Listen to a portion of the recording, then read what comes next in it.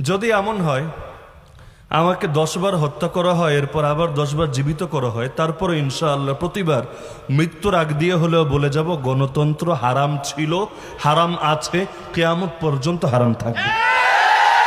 পৃথিবীর সব লোক যদি গণতন্ত্রে গিয়ে জড়ায়া যায়, আমার 14 গোষ্ঠীও যদি গণতন্ত্রের সঙ্গে মিলে যায়, তারপরও গণতন্ত্র হালাল হবে না।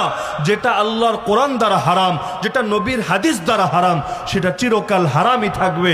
কেউ গ্রহণ করুক আর না করুক, তারপরও সেটা হারাম হারামই থাকবে। তো এখন এটার ব্যাপারে ভুল স্বীকার করার অর্থ হলো আমি এখন গণতন্ত্রকে হালাল বলবো। যেদিন আমি গণতন্ত্রকে হালাল বলবো সেদিন তো আমার নিজের ইমানই থাকবে না।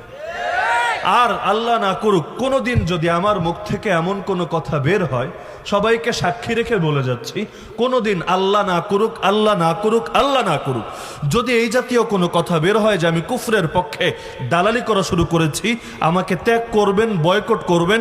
ইমাম ইবনে তাইমিয়া রাহিমাহুল্লাহ যেমন বলেছিলেন, তোমরা যদি দেখতে পাও আমি কোরআন মাথার উপর নিয়ে মঙ্গোলীয় তাতারি বাহিনীর সঙ্গে মিলে গিয়েছি, আর ওদের সঙ্গে ওদেরকে সাহায্য করে আমি মুসলমানদের বিরুদ্ধে যুদ্ধ চালাচ্ছি, তাহলে তোমরা আমার ইসলামের দুশমন মনে করবা, আমাকে তোমাদের তীরের লক্ষ্যবস্তু বানাবা। একই কথা আমিও বলে যাচ্ছি, সাক্ষী রেখে বলে যাচ্ছি।